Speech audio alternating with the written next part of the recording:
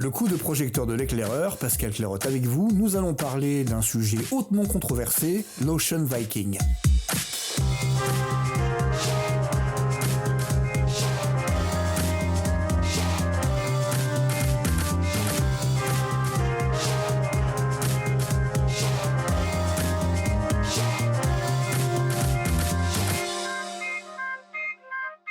En la matière, le droit international, le droit européen et le droit français sont très clairs, et il existe sur l'ensemble de l'échiquier politique un consensus général pour dire que ceux qui nous parviennent et qui, dans leur pays, risquent la torture, la prison ou la mort du fait de leurs opinions politiques ou de leur appartenance religieuse, ethnique ou de leur orientation sexuelle méritent notre protection.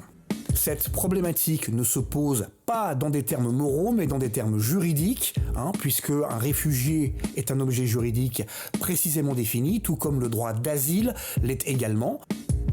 Elle se pose premièrement dans la manière dont nous appliquons ce droit, et deuxièmement dans la manière dont ces réfugiés ou ces demandeurs d'asile nous parviennent. Il est aujourd'hui établi que l'application en France du droit d'asile et du droit des réfugiés est dévoyée. Par exemple, 8 demandeurs d'asile sur 10 sont déboutés et la plupart restent pourtant sur le territoire national. Même chose avec les réfugiés, qui sont des personnes qui bénéficient d'une protection subsidiaire, c'est-à-dire temporaire, le temps que les choses s'améliorent dans leur pays d'origine, dans lequel ils ont vocation à rentrer. C'est par exemple ce que fait aujourd'hui le Danemark avec certains réfugiés, notamment syriens.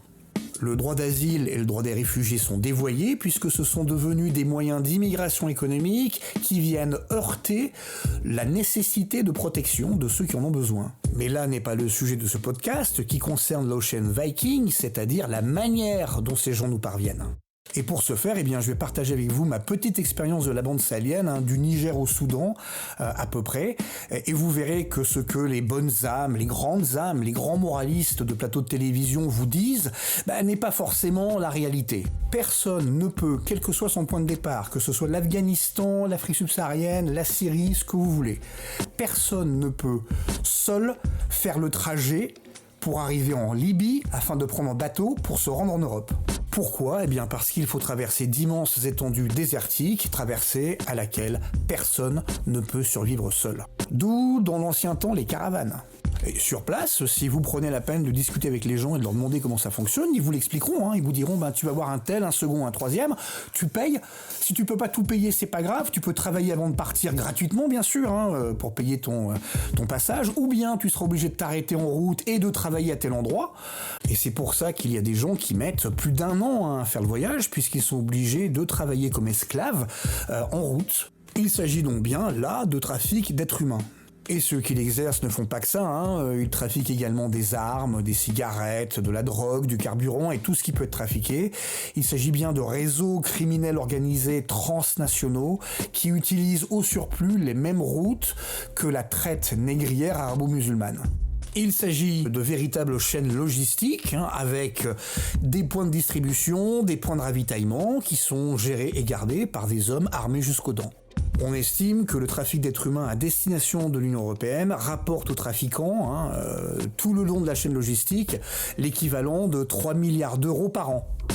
Autre problème, ces réseaux criminels sont souvent liés à des djihadistes quand ils ne sont pas des réseaux djihadistes eux-mêmes. On se souvient d'Aqmi et de Mokhtar Belmokhtar qui était surnommé Marlboro Man puisque c'était un grand contrebandier de cigarettes, mais également de drogue, d'armes et d'êtres humains. Et puis une fois arrivé en Libye, il va de nouveau falloir travailler comme esclave pendant un certain temps pour payer son passage vers l'Europe, et les trafiquants ne font monter les migrants dans les coquilles de noix que quand ils savent que des bateaux d'ONG patrouillent dans les environs.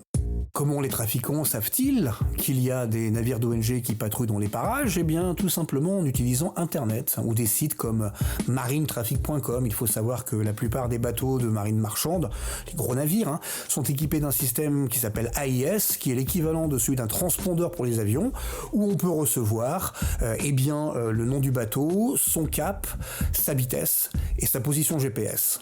Sans compter que certaines ONG franchissent allègrement le cap de communiquer directement avec les passeurs via radio VHF ou via téléphone satellite. Le parquet de Palerme a notamment des interceptions de telles communications qui ont donné lieu à des poursuites pénales. Vous voyez donc que les navires de ces ONG prétendument humanitaires qui vont repêcher des migrants en Méditerranée sont le dernier maillon d'une chaîne de trafic d'êtres humains. Chaîne de trafic d'êtres humains qui, sans ces navires, n'existerait pas. Pourquoi ? Parce que tout simplement, personne n'accepterait de monter dans les coquilles de noix des passeurs.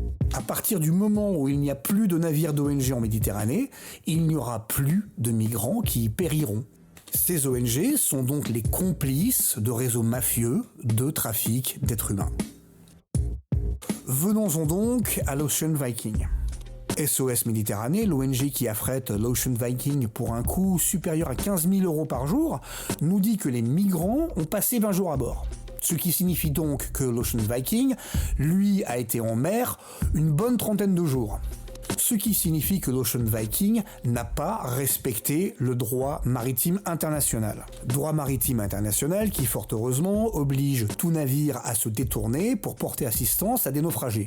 Droit international qui, dans le même temps, oblige le navire ayant porté assistance aux naufragés à les débarquer dans le port le plus proche. Si le navire ne le fait pas, alors les naufragés ne sont plus considérés comme étant des naufragés, mais comme étant ses passagers. Or, ce qu'il faut bien garder à l'esprit, c'est que le droit qui s'applique sur un navire dans les eaux internationales est le droit du pays dont il bat pavillon. Or, l'Ocean Viking navigue sous pavillon norvégien qui lui a été accordé par les autorités norvégiennes en soutien aux activités de sauvetage de SOS Méditerranée. C'est donc le droit norvégien qui s'applique à bord de l'Ocean Viking, dont le port d'attache, le port d'enregistrement est le port de Bergen en Norvège. En toute logique, les passagers qui ne sont plus des naufragés auraient dû être débarqués au port de Bergen en Norvège et non pas au port de Toulon en France. Si nous avions eu un chef de l'État et un gouvernement un tant soit peu cohérent et avec un minimum de courage politique, ils auraient fait arraisonner par une frégate de la Marine nationale l'Ocean Viking dès son entrée dans les eaux territoriales françaises, auraient fait monter à bord des commandos marines qui auraient interpellé et débarqué les travailleurs prétendument humanitaires et auraient fait embarquer une équipe médicale ainsi que des vivres et de l'eau en quantité suffisante pour que l'Ocean Viking puisse être escorté par la frégate française jusqu'aux eaux territoriales norvégiennes, pays d'enregistrement de l'Ocean Viking, pays dont l'Ocean Viking bat le pavillon. Problème réglé. Les autorités norvégiennes ont donné le pavillon norvégien à l'Ocean King pour soutenir l'action de SOS Méditerranée. Il est donc parfaitement légitime que la Norvège accueille les passagers qui ont été recueillis sur un navire norvégien.